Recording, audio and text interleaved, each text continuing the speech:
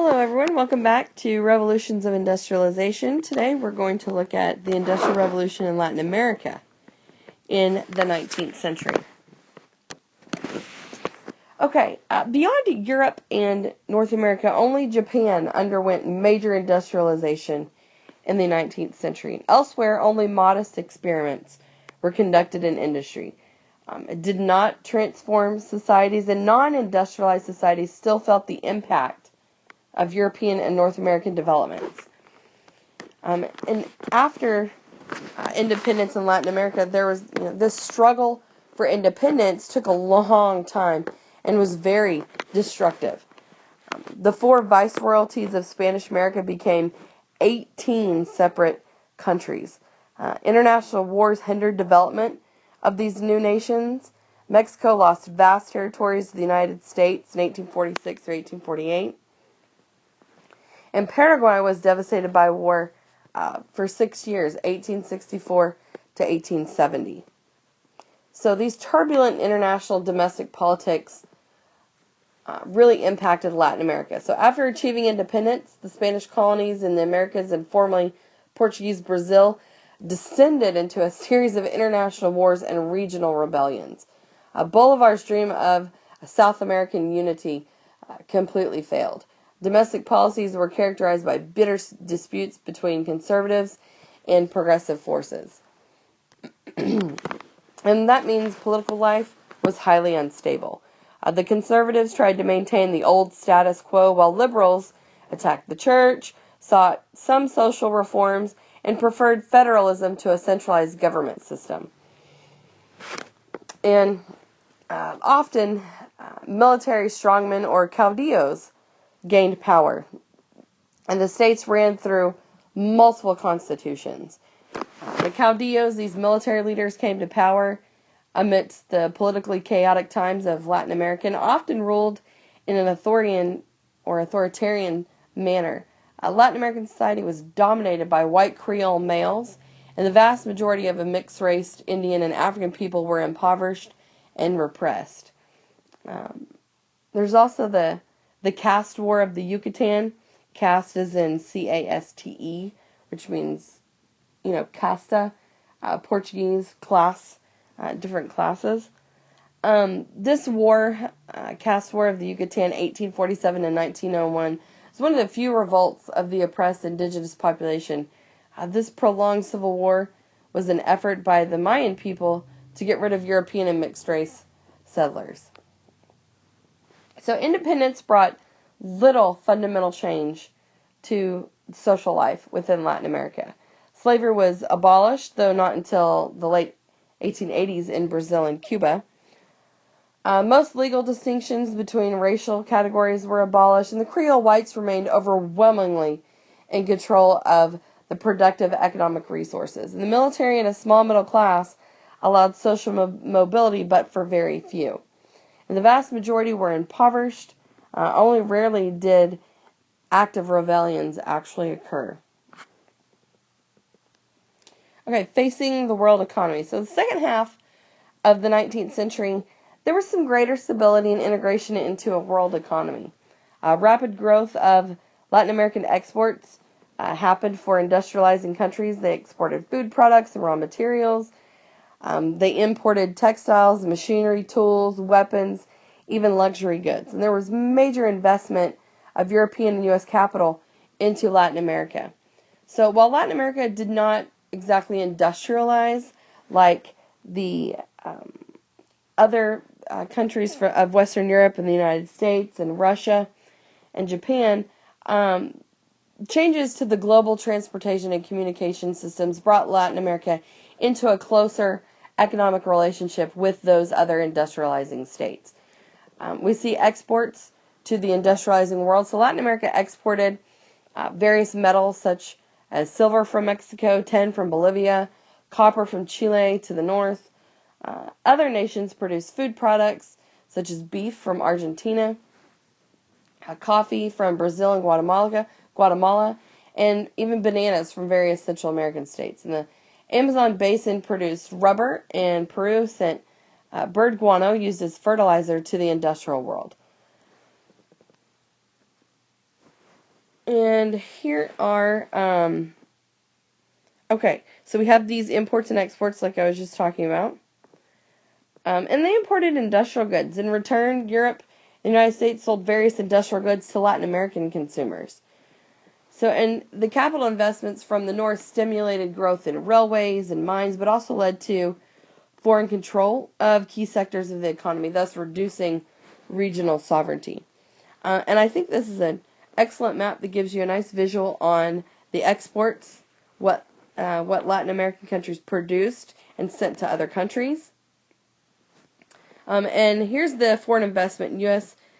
Dollars around 1914, the beginning of World War I. The U.S. had invested approximately $161 million in Latin American industries. And here's the, I don't know if you remember from the previous chapter or section, we looked at the migrations that came from the beginning of the Industrial Revolution. And the U.S. intervention to different countries here in Latin America. And it shows you the year as well. Right there.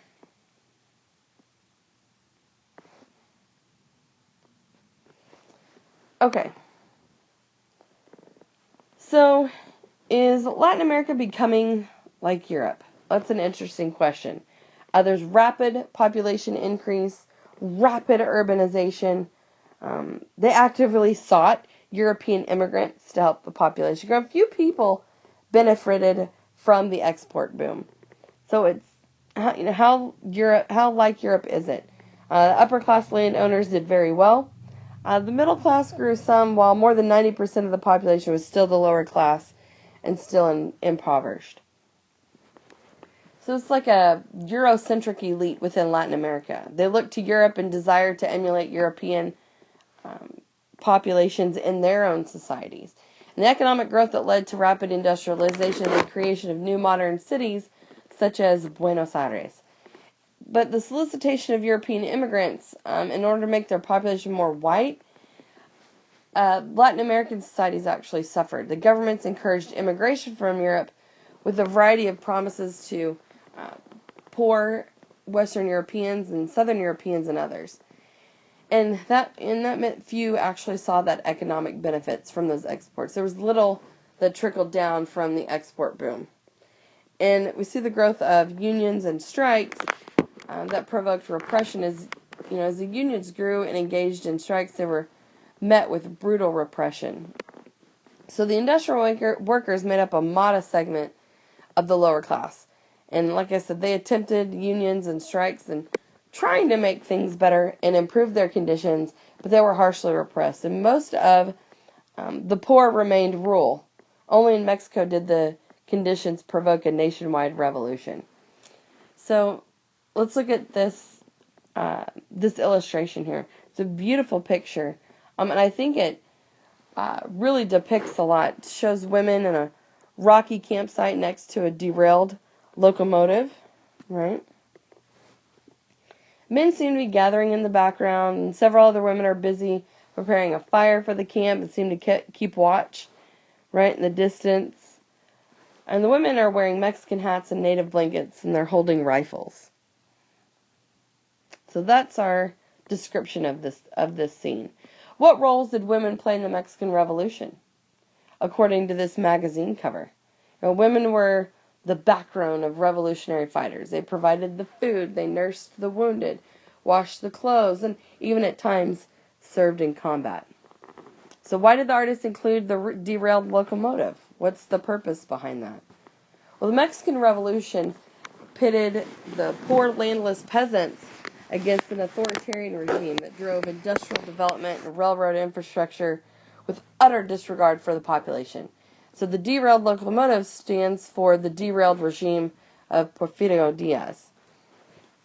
Now, how does this representation conflict with common conceptions about women in Mexico? Well, we don't typically imagine Mexican women as politically active and understand them first and foremost as victims of revolution as opposed to active agents within a revolution.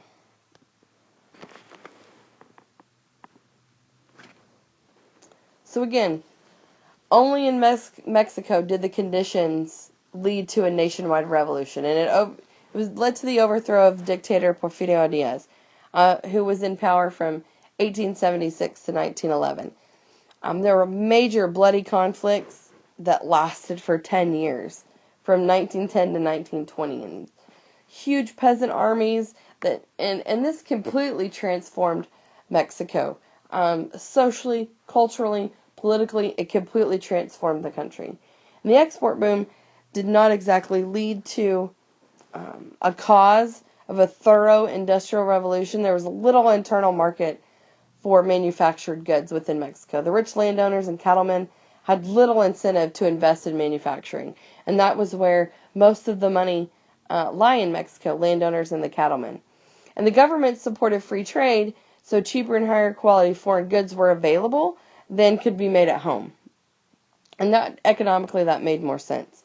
So instead, economic growth was dependent on Europe and North America, and that's why the foreign investment of hundreds of millions of dollars was necessary. So the vast majority of the population remained poor, and in the countryside, this major revolution in Mexico saw the death of about 1 million people, which is about 10% of the population, in various violent conflicts among various political factions. Now, while the most radical groups did not seize power, the 1917 Constitution marked a radical progressive change for Mexico, hence the transformation that I spoke of earlier. Yet the Mexican Revolution had limited impact outside of Mexico. So we do see a dependent development and the formation of banana republics. And yes, that sounds just like the store, Banana Republics.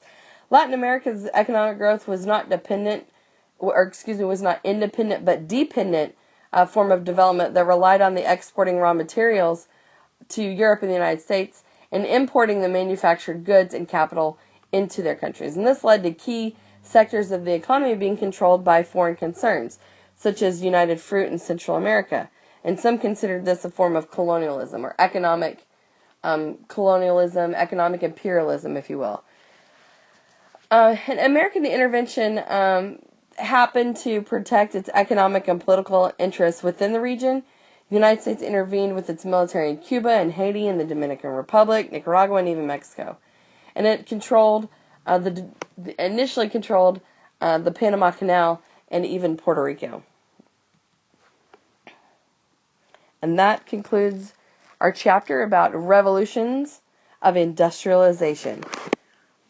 Thanks for listening, and I will see you guys again for Chapter 18, Colonial Encounters in Asia and Africa.